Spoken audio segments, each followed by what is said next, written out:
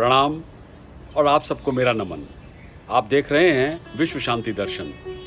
Channel के जनक हैं विश्व शांति के अनुयायी, MIT के संस्थापक, विश्वधर्मी प्रोफेसर डॉक्टर विश्वनाथ दा कराड, जो विज्ञान, अध्यात्म, धर्म और मूल्य आधारित सार्वभौमिक शिक्षा का प्रचार और प्रसार हेतु दृढ़ संकल्प हैं, कटिबद्ध हैं। चैनल का उद्देश्य शिक्षा के माध्यम से शांति का संदेश फैलाना है। महाराष्ट्र संतों की भूमि रही है, मगर आज की नई पीढ़ी इन महान संतों की कथाओं और गाथाओं से अपरिचित है, अनभिज्ञ है।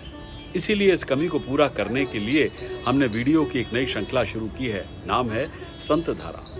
संत धारा प्रोग्राम आंध्र प्रदेश के बी जनार्दन राव की रिसर्च और अनुसंधान पर आधारित है।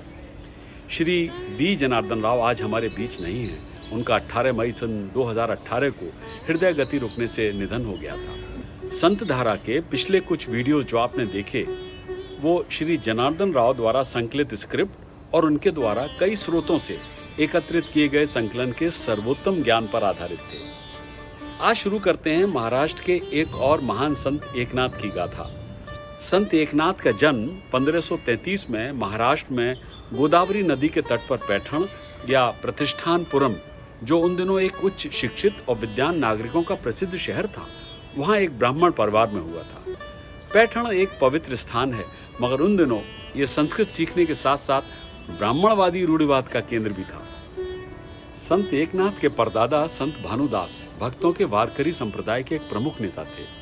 संत भानुदास ने भगवान विट्ठल की मूर्ति को विजयनगर हम्पी से पंढरपुर वापस लाने में एक महत्वपूर्ण भूमिका निभाई थी। मूर्ति को विजयनगर साम्राज्य के राजा कृष्णदेव राय की सुरक्षा में रखा गया था। संत भानुदास के पुत्र थे चक्रपाणी, और चक्रपाणी के पुत्र थे सूर्यनारायण, और सूर्यनारायण के पुत्र थे एकनाथ। इस प्रकार एकनाथ भानुदास के प्रपौत्र थे, ग्रेट ग्रैंडसन। एकनाथ की माता का नाम रुक्मणी था। इस तरह एकनाथ सूर्यनारायण और रुक्मणी के पुत्र हुए। एकनाथ का परिवार ऋग्वेद परंपरा के देशस्थ ब्राह्मणों का था और उनके गोत्र का नाम विश्वामित्र था। मूल नक्षत्र के काल में जैसे ही एकनाथ का जन्म हुआ, उनकी नियति खराब साबित हुई और उसमें उनके माता पिता की मृत्यु कम उम्र में ही हो गई। परिणाम स्वरूप बालक एकनाथ को पालने का भार उसके दादा चक्रपाणी के कंधों पर आ गया। इस प्रकार उनका पालन पोषण उनके दादा दादी ने किया। पैठण में रहने वाले भास्कर पंत कुलकर्णी भी उनके पूर्वज थे, जो ऋग्वेदी ब्राह्मण थे। एकनाथ ने गीता उपनिषद और 6 दर्शन की पुस्तकें और भागवत जैसी पौराणिक किताबें आदि पढ़ी। अपने बचपन के दौरान एकनाथ ने अपना समय महत्वपूर्ण रूप से भक्ति गतिविधियों के लिए समर्पित किया। भक्ति दर्शन के साथ उनका प्रारंभिक संपर्क था। उनके मन ने आध्यात्मिक पथ में रुचि ली, लेकिन वे इतने भाग्यशाली नहीं थे कि उनके पास कोई आध्यात्मिक गुरु हो। लगभग 12 वर्ष की अवस्था में एकनाथ किसी गुरु का आशीर्वाद पाने के लिए बेहद उत्सुक थे। उन्होंने अपने दादा से इसके बारे में पूछा।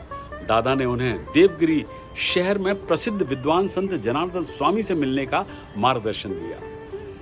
यहाँ मैं आपको बता दूं कि कालांतर में मुस्लिम शासकों ने देवगिरी का नाम बदलकर दौलताबाद रख दिया था।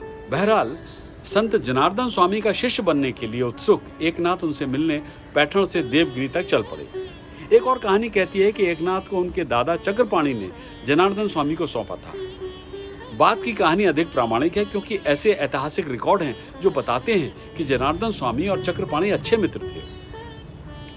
जनार्दन स्वामी देवगिरी साम्राज्य में प्रधानमंत्री थे और एकनाथ उनके आधिकारिक काम में उनकी मदद भी किया करते थे। मगर मूल रूप से जनार्दन स्वामी अपने शिष्य की आध्यात्मिक प्रगति में रुचि रखते थे। एक बार जनार्दन स्वामी ने एकनाथ से हिसाब किताब देखने को कहा। एकनाथ ने पाया कि खातों में एक अधेला, जो उस समय 1 पैसे के बराबर था, उसकी गड़बड़ी थी। वो रात भर बैठे रहे, उसे ठीक कर दिया। अंत में जब खाते मिल गए तो एकनाथ खुशी से झूम उठे। उनके उल्लास को देखकर उनके गुरु ने टिप्पणी की, यदि तुम्हारे पास भगवान कृष्ण के लिए समान एकाग्रता और भक्ति है तो तुम्हें सत्य का एहसास होगा और तुम चिरस्थायी सुख प्राप्त कर सकोगे। एकनाथ ने तुरंत महसूस किया कि जनार्दन स्वामी ही वो आध्यात्मिक गुरु थे जिनकी उन्हें तलाश थी। उनके चरणों में प्रणाम करते हुए एकनाथ ने जनार्दन स्वामी से उन्हें शिष्य के रूप में स्वीकार करने के लिए कहा। स्वामी जी ने बिना किसी हिचकिचाहट के एकनाथ का अनुरोध स्वीकार कर लिया, क्योंकि वो उस दिव्य लक्ष्य को देख सकते थे जो एकनाथ की प्रतीक्षा कर रहा था। एकनाथ ने शिक्षा के पूरे कार्यकाल के दौरान ईमानदारी से गुरु की सेवा की। जनार्दन स्वामी ने एकनाथ को वेदांत, न्याय, मीमांसा, योग और सबसे महत्वपूर्ण संत ज्ञानेश्वर के कार्यों के बारे में सिखाया। सतगुरु जनार्दन स्वामी मूल रूप से 40 गांव के रहने वाले थे। उनका अंतिम नाम देशपांडे था। वो भी एक ऋग्वेदी ब्राह्मण थे और भगवान दत्तात्रेय के बहुत बड़े भक्त थे। उन्होंने एकनाथ के समर्पण को ईश्वर के मार्ग के प्रति निर्देशित किया। माना जाता है कि एकनाथ को भगवान दत्तात्रेय के दर्शन भी हुए थे। एकनाथ ने जल्दी अपने समर्पित अभ्यास के माध्यम से आत्म साक्षात्कार प्राप्त किया। सदगुरु स्वामी ने तब एकनाथ को तीर्थ यात्रा पर जाने के लिए कहा। वो स्वयं एकनाथ के साथ नासिक त्र्यंबकेश्वर तक गए, जहां उन्होंने पंडित चंद्रोबा द्वारा संस्कृत में दिए गए भागवत महापुराण के 4 मौलिक विषयों पर एक प्रवचन सुना। जनार्दन स्वामी ने तब एकनाथ से उन्हें मराठी में अनुवाद करने और टिप्पणी लिखने के लिए कहा, ताकि आम लोग मराठी में पढ़ सकें और इसका आनंद उठा सकें। एकनाथ ने गुरु की आज्ञा का पालन किया और परिणाम स्वरूप चतुर्लौकी भागवत का जन्म हुआ, जो एकनाथ का पहला महत्वपूर्ण कार्य था। चतुर्लौकी भागवत पर उनका प्रसिद्ध ग्रंथ भागवत के 4 पवित्र शिलों के प्रयोग पर एक ग्रंथ था। एकनाथ के मराठी अनुवाद में 1036 विशेष रूप से मीटर वाले छंद शामिल थे, जिन्हें ओवे के रूप में जाना जाता है। एकनाथ एक महान गुरु भक्त बन गए और उन्होंने न केवल इस पहली पुस्तक को बल्कि अपने सभी कार्यों को अपने गुरु की प्रेरणा के लिए जिम्मेदार ठहराया। हमेशा अपने हस्ताक्षर के माध्यम से एक जनार्दन यानी जनार्दन का एकनाथ लिखकर अपने गुरु को मान सम्मान दिया। शंख की मधुर ध्वनि एक बार फिर इंगित कर रही है कि संत एकनाथ के इस एपिसोड को यही रोकना होगा। अगली बार फिर सुनेंगे इस महान संत की आगे की गाथा। सब्सक्राइब कीजिए और देखते रहिए विश्व शांति दर्शन।